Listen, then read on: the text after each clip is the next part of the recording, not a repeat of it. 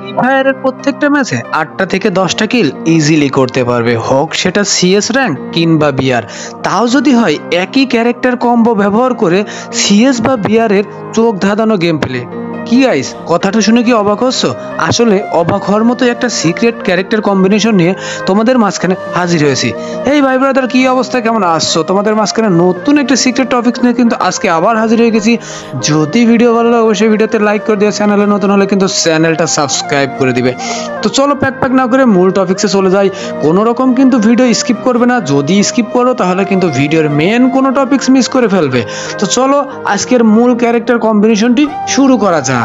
তো গাইস, সর্বপ্রথম আমরা আমাদের এই ক্যারেক্টার কম্বিনেশনটি তৈরি করতে ব্যবহার করব পকেটে লেগ পকেট। তোমরা কিন্তু জানো না, লেগ পকেট কিন্তু খুবই জরুরি। যদি আমরা র্যাঙ্ক ম্যাচে গেম প্লে করি তাহলে আমাদের বেশি পরিমাণ লুটের প্রয়োজন হয়, আর যেটার জন্য আমাদের বেশি পরিমাণ লুট নিতে কাভার করে কিন্তু লেগ পকেট। তো গেল আমাদের বারমুডা র্যাঙ্কের কথা। তো চলো যাওয়া যাক এবার সিএস র্যাঙ্কে আমরা লেগ পকেটে কি বিশেষ সুবিধা পাবো।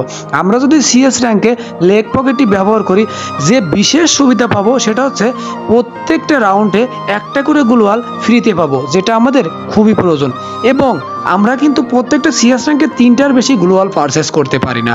আমরা যদি এই লেগ পকেটটা ব্যবহার করি তাহলে কিন্তু প্রত্যেকটা রাউন্ডে চাইলে 3টা না 5টা গ্লোয়াল পারচেস করতে পারবো, যেটি সিএস র্যাঙ্কের জন্য খুবই গুরুত্বপূর্ণ।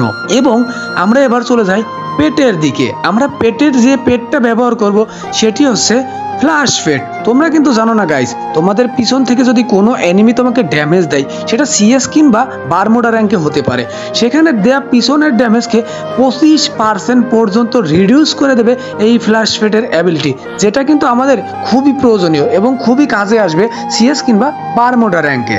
তো গাইস, এবার চলো যাওয়া যাক আমাদের মূল সিক্রেট যে ক্যারেক্টার কম্বিনেশন আছে সেই ক্যারেক্টারের দিকে। আমরা কিন্তু সর্বপ্রথম প্যাসিভ ক্যারেক্টার নিব, এবং প্যাসিভ ক্যারেক্টারটি হচ্ছে লোকাডিও ক্যারেক্টার, যেটাকে তোমরা ফুটবল ক্যারেক্টার নামে জানো।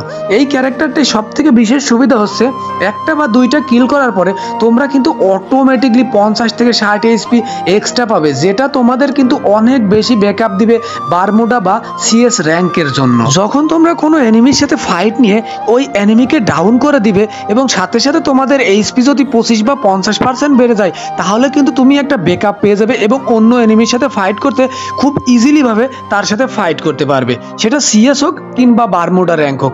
এটা কিন্তু লোকাডিও ক্যারেক্টার কিন্তু সিএস বা বারমুডার জন্য খুবই প্রয়োজনীয় একটা ক্যারেক্টার, তাই তোমরা লোকাডিও ক্যারেক্টারটা অবশ্যই নিয়ে নিবে। এবার যাব 2 নম্বর প্যাসিভ ক্যারেক্টারে। আর 2 নম্বর প্যাসিভ ক্যারেক্টার জানার আগে তোমরা কে কত সাল থেকে ফ্রি ফায়ার গেমটা খেলছো অবশ্যই কিন্তু কমেন্ট বক্সে জানিয়ে দিবে। 2 নম্বর ক্যারেক্টারটা হচ্ছে ফট ক্যারেক্টার। আর এই ফট ক্যারেক্টারের বিশেষ একটা অ্যাবিলিটি হচ্ছে, যদি তোমাকে কোনো এনিমি ড্যামেজ দেয় আর সেই ড্যামেজ খাওয়ার সাথে সাথে তুমি কিন্তু এক্সট্রা 15 থেকে 20 এইচপি ব্যাকআপ পেয়ে যাবে, যেটা কিন্তু তোমার ফাইট নেওয়ার জন্য খুবই বিশেষভাবে সাহায্য করবে। সেটা সিএস কিংবা বিআর এর ক্ষেত্রে হতে পারে, সে যে কোনো ম্যাচে তুমি এই ব্যাকআপটা পেয়ে গেলে খুব ইজিলি ভাবে এনিমির সাথে ফাইট নিয়ে তাকে নকডাউন করে দিতে পারবে। এবার 3 নম্বর আমরা যে প্যাসিভ ক্যারেক্টারটি ব্যবহার করব সেটা হচ্ছে অ্যান্থনিও ক্যারেক্টার।